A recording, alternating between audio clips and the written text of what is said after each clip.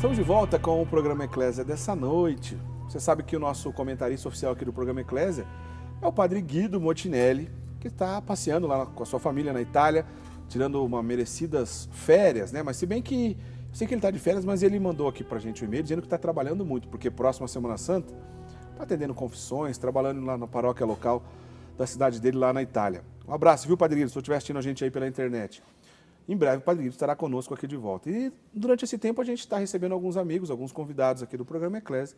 No caso da noite de hoje, o Padre Denilson Geraldo, que ele é sacerdote palotino, professor de Direito Canônico lá da PUC São Paulo, que está nos ajudando aqui com o tema justamente Direito Canônico, né? Você pode mandar sua pergunta para cá, sua dúvida. Na medida do possível, a gente coloca aqui a tua pergunta aqui no nosso papo. No começo aqui do bloco anterior, o Padre já explicou o conceito de Direito Canônico, a fundamentação bíblica desse direito canônico, e a gente estava conversando, entre outras coisas, sobre o Código de 1917 e que o Papa João Paulo II, em 1983, acabou publicando, né, um novo Código de Direito Canônico. Em 1917 foi o primeiro, inclusive, Código de Direito Canônico da história da Igreja. E esse agora, vamos dizer assim, estamos na segunda edição, na segunda versão, qual que é correto dizer? O João Paulo II publica dois códigos. Dois códigos? O Código Latino e o Código Oriental, logo em seguida. Que foi em 1991, Oriental, né? 90. O João Paulo II publica o Código Oriental também. Nós não chamaríamos... Desculpa, padre, eu talvez tenha confundido aqui o senhor. Quando o senhor falou dois códigos de direito canônico, o senhor já está incluindo o Código Oriental, é isso? Isso. Para ficar bem claro para o nosso telespectador. Em 1983, ele publica e depois mais um Código de Direito Canônico Oriental. Oriental, para as igrejas orientais. Depois, no decorrer do católicas. Programa, o senhor explica para a gente o que significa isso. Bem. Mas, para completar o que eu estava dizendo no bloco anterior, por quê? Por que o Papa publicou em 1983 esse novo Código de Direito Canônico? Foi um desejo do Papa João XXIII, ao convocar o concílio. Ele convoca o concílio ecumênico, certo, o Vaticano II. Logo em seguida, ele convoca o concílio, um sínodo para a Igreja de Roma, e também a renovação ou atualização do Código de Direito Canônico. Só que se deram conta do seguinte, que não era possível fazer uma renovação do Código de Direito Canônico, aquele de 17, o Pio Beneditino, antes da conclusão do Vaticano II. Então, esperou-se a conclusão do Vaticano II para a Comissão de Renovação do Código Direito Canônico, a esse que nós temos atualmente, começar os seus trabalhos. Começaram os trabalhos a partir de toda a produção do Vaticano II. Certo. João Paulo II chegou a chamar o Código de 83 como o último documento do Vaticano II. É uma afirmação, pode-se questionar a afirmação dele, certo, mas isso ele disse por quê? Porque o Código de 83... ele é filho do Vaticano II, necessariamente. Como se fechasse um ciclo? Isto, porque foi o desejo de João XXIII. Então, a legislação canônica não foi abolida pelo Vaticano II, mas a legislação canônica foi, sim, ela foi incorporada a partir do concílio que foi, então, concluído e depois a comissão colocou, fez todo o trabalho aí de revisão e atualização do Código. Bom, então, acho que a pergunta é correta, então não devia por que ele quis fazer em 83, mas só foi em 83 porque a história empurrou para esse momento? Isso, foi um desejo lá de João XXIII, certo, mas porque diante de um concílio ecumênico não era mais possível ter as leis antes do concílio. Então, era necessário que as leis da igreja fossem adaptadas, fossem colocadas, adaptadas conforme o espírito e os textos do Vaticano II. Padre, e o senhor consegue resumir para a gente, assim, apesar que eu imagino que é um assunto complexo, a gente está dentro de programa de televisão, é sempre bem resumido, sim, mas quais são as principais diferenças entre o Código de Direito Canônico de 1917, o conhecido Pio Beneditino, como o senhor explicou para a gente, devido ao São Pio X, e Bento XV, que são os papas que trabalharam isso lá na época. E esse código atual, que é o que está vigente na igreja hoje em dia, publicado em 1983 no papado de João Paulo II. Quais são as principais diferenças entre eles? As principais diferenças, você pode colocar aquilo que foi o Vaticano II. Certo. A renovação, tudo aquilo que o Vaticano II fez na igreja. Por exemplo, esse Código de 83 foi um dos princípios da renovação codicial, da legislação, que houvesse uma sadia descentralização. Essa descentralização foi muito interessante, que levou ao princípio a aplicação da subsidiariedade. Vamos explicar melhor isso. Certo. No antigo Código 17, nós tínhamos muitas faculdades. Faculdades que eram? Eram uma espécie de permissão. Certo. Então, o vigário na paróquia tinha que ter permissão do bispo para isso, para aquele outro. O bispo diocesano tinha que ter muitas permissões à Santa Sé para muitos trabalhos que ele realizava. Certo. O que aconteceu? O código, foi um princípio da renovação desse código, de que se deixassem as faculdades, poucas faculdades, o mínimo possível, e tornasse essas faculdades um governo, um poder ordinário. Lembrando que quando o senhor diz faculdades, as autorizações. As permissões para o dia a dia do bem da igreja, ali na paróquia, na diocese. Que fizesse parte já então, foi nomeado pároco, certo. Já tem as atribuições. Recebeu o ofício de bispo diocesano, já tem aquilo que é próprio do bispo diocesano, certo, de governar a sua igreja local. Então, isso levou o quê? Isso levou uma sadia descentralização, isso foi fruto do Vaticano II. Essa descentralização também levou à subsidiariedade. O que é subsidiariedade? Aonde as partes menores podem fazer e governar e se autodeterminar, as maiores não entram. Então, se a paróquia vai bem, o pároco cuida bem da paróquia, não é necessário algo que venha de cima, porque ali tudo acontece. Posso fazer um exemplo aqui? Não sei se vai ser o mais feliz, mas vê se ilustra. Vamos lá. Numa escola, a diretora nem sempre vai dar o seu palpite na aula do professor, porque dentro da sala de aula é o professor que vai dizer a melhor maneira de dar aula. Porém, ela está ali na retaguarda e trabalha no mesmo projeto, é assim? Tem uma autonomia. Certo. Uma sadia autonomia. E isso é fruto do quê? É fruto de toda a consciência da liberdade da pessoa, do conceito de pessoa, que o Vaticano II nos trouxe, um conceito de ser igreja. E quanto mais autonomia uma pessoa tem, certo, maior a sua responsabilidade. Porque ele não pode se encostar no outro, ele que tem que responder. Então nós temos hoje o pároco, por exemplo. O conceito de pároco hoje é que o pároco, ele é pastor próprio da sua comunidade. Certo. Ele é o pastor. Antigamente se chamava como? O vigário. Ele era vigário de quem? Vigário do bispo diocesano, não mais. Ele não é o representante do bispo, em comunhão com o bispo diocesano sempre, mas o pároco, ele é pastor daquele povo que lhe foi confiado. Portanto, como pastor, ele tem esta sadia autonomia. Se tem maior autonomia, sadia no bom sentido, né? Ele tem maior responsabilidade. Ele responde pela sua comunidade. Isso, na prática, acelera, vamos dizer assim, a atuação da igreja? Descentraliza. Certo. Cria o princípio de subsidiariedade, dá autonomia e responsabilidade às pessoas e envolve ainda mais as pessoas no trabalho da comunidade. Então, você tem um envolvimento comunitário muito maior do que se tivéssemos um direito centralizado. Entendi. Agora, em relação à questão das penas, a gente até comentou aqui no bloco anterior. Sim. Teve diferença de 1917 para 1983? Como é que funciona em relação a essa questão das penas e quais são essas penas, para a gente já entrar nesse assunto, padre? Tá, então vamos lá, vamos ficar com as penas de 83, tá, né, com o Código de 83. Tá.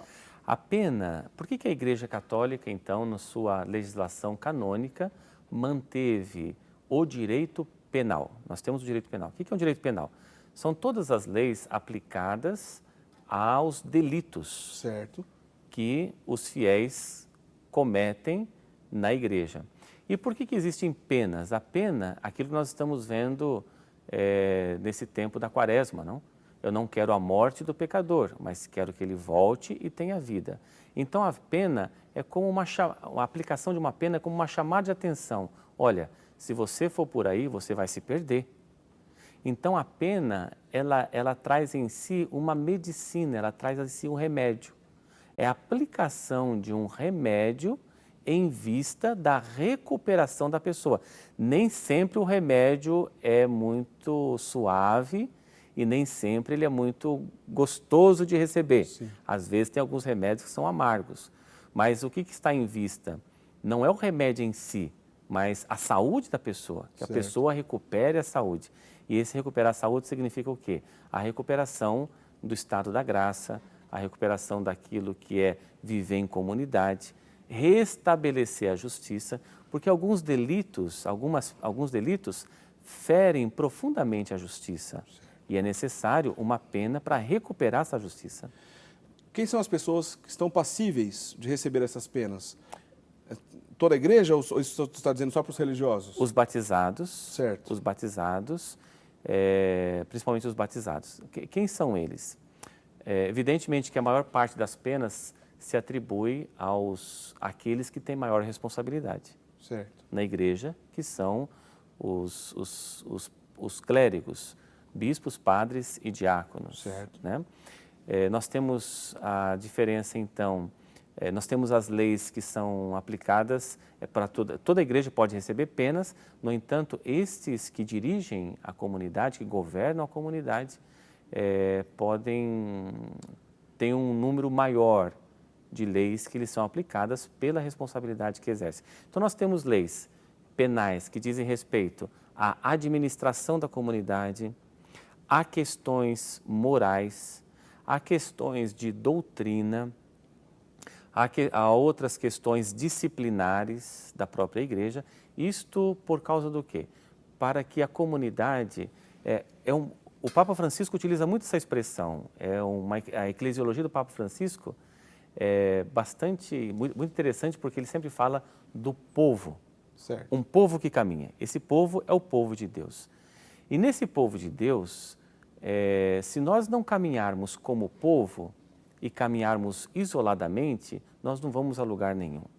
Então você tem um direito que ajuda esse povo a se congregar. Algumas atitudes podem fazer com que a pessoa saia por completo dessa caminhada. Certo. Ela se exclua por completo. O que nós queremos? Que essa pessoa viva excluída? Absolutamente, que ela volte a caminhar conosco.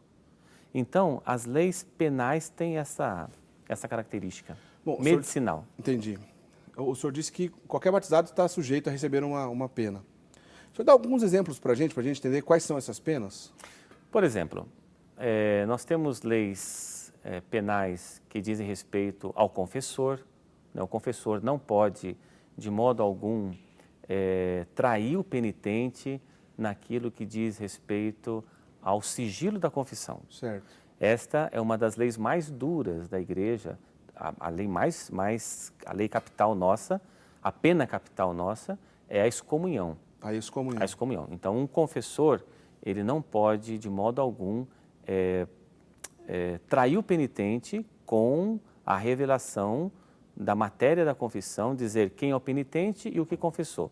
Isso é revelação de sigilo de confissão. Certo. Esta revelação de sigilo de confissão traz em si uma pena que se chama a pena de excomunhão. Quer dizer, na prática, Por exemplo, se o sacerdote revelar o que foi lhe confiado ali na confissão, ele vai ser excomungado. é uma excomunhão. Ipso facto, o próprio fato excomunga. É uma pena late sententiae, uma excomunhão late sententiae. O que é uma excomunhão? Que o próprio fato causa a excomunhão. Não é preciso que alguém declare a excomunhão. A outra pena se chama ferende, uma expressão latina, né? Que se chama ferende sententia, quer dizer, uma excomunhão que vem através de uma sentença declarada por um tribunal ou pelo bispo. Aqui não, aqui nós temos uma declaração pelo próprio ato, porque é algo gravíssimo, profanação da Eucaristia, revelação de segredo de confissão, agressão física ao romano pontífice, também traz a excomunhão. E outras, nós temos mais algumas, né? Certo. Mais algumas penas só de excomunhão, mas elas foram bem limitadas. Isso também fez parte da renovação desse novo Código de 83. Certo. Que as penas late sententia, as excomunhões late sententia, principalmente, foram reduzidas a algumas somente, apenas algumas, e não mais há uma interpretação ampla sobre essas penas. Só para ficar claro, então são, em geral, dois tipos de excomunhão. Uma na própria sentença, que a expressão em latim significa? Late sententia, pelo próprio ato. Pelo próprio ato. E a outra vai precisar de alguém proclamado. Isso. Geralmente vai ter um processo antes ou uma Isso. situação anterior, na qual o bispo vai proclamar, por exemplo? O tribunal, o bispo diocesano. Ou o depende. tribunal ou o bispo, certo. Bom, o senhor disse exemplo de alguns sacerdotes, mas um leigo também pode receber essa pena da excomunhão? Também pode. O caso de aborto é o mais famoso? Mas veja, ao tratarmos, é importante que quem está em casa entenda, né? Esse tema da excomunhão é um tema bastante espinhoso. Certo. O que a excomunhão é? Excomunhão é algo muito grave e significa então, você não deixa de ser batizado, permanece o batismo, mas a pena da excomunhão é para que, principalmente o aborto volta como? Com a absolvição. Absolvição do sacerdote no sacramento da penitência. Certo. Então, a pessoa que passou por esse drama, né, que é um drama humano, muitas vezes marcado por tantos sofrimentos antes, durante e depois, que primeiramente a gente tem uma solidariedade enorme com todas as pessoas que passaram por essa situação terrível, dramática na vida, mas é importante entender que não está perdido. Não tem pecado que não seja perdoado. Quer dizer, é possível uma pessoa que de repente recebeu essa pena, como o senhor disse, é a pena máxima da excomunhão, ela vai usar isso como remédio, como o senhor disse agora há pouco. Claro. E ela pode voltar, inclusive, a ter comunhão. Sempre, sempre, tudo pode ser renovado. Esse é o sentido da quaresma, né? Certo. Em que para que o pecador volte. Então, procure o confessor, procure o sacerdote, pedir absolvição. Com a absolvição, a pessoa... Isso que é interessante. O que o sacramento da penitência é? O sacramento da penitência é um retorno à graça do batismo, àquela pureza batismal. Por isso que ele é chamado de sacramento da penitência. É sacramento de remédio. Remédio pelos atos praticados em que o batismo foi manchado. Portanto, pelo pecado eu estou me excluindo da comunidade. Não é a comunidade que me manda embora. Se eu pratico um pecado, e pecado grave principalmente, certo, eu vou saindo da comunidade. E o sacramento da penitência, então, faz com que eu retorne a essa caminhada de povo de Deus.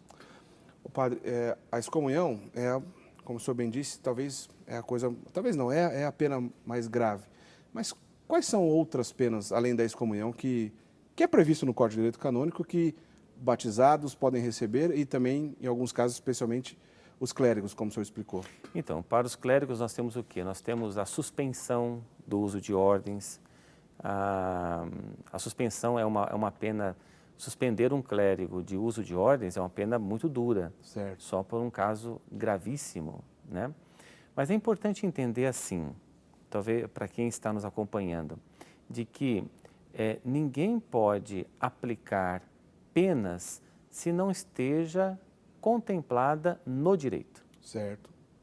Então, todas as penas devem estar contempladas no direito. Então, às vezes, dificuldades na vida comunitária, né, na vida paroquial, por exemplo, as pessoas que estão nos ouvindo, dificuldades na vida paroquial, ninguém pode ser mandado embora da igreja. Ninguém pode... Eu, como presbítero de uma comunidade, eu não posso dizer para a pessoa, você está proibida de vir à igreja. Se tem alguma coisa seríssima, eu tenho que apresentar ao tribunal, para que faça um processo, mesmo contra um leigo, por uma coisa grave. Mas eu, como presbítero, não posso excluir as pessoas da igreja. Você está proibido de vir. Absolutamente. A igreja está sempre de portas abertas. Eu acho que essa imagem que o Papa Francisco nos traz, sim, de uma igreja mãe que acolhe, que perdoa, né, uma igreja que está junto do seu povo sempre. Muito bem, a gente continua essa conversa depois do intervalo. Tem muita coisa legal pela frente ainda, padre. Mas só aproveitando aqui a pergunta de um telespectador, o José Manuel de Indaiatuba está dizendo que ele está gostando muito do programa, está achando o tema muito interessante. Tem mais coisa legal ainda, viu, Manuel? Mas ele ficou curioso, assim, afinal de contas, o que é ser um padre palotino? Que eu disse no início do programa que o senhor é um padre palotino. O que significa isso, padre? É o fundador da minha comunidade.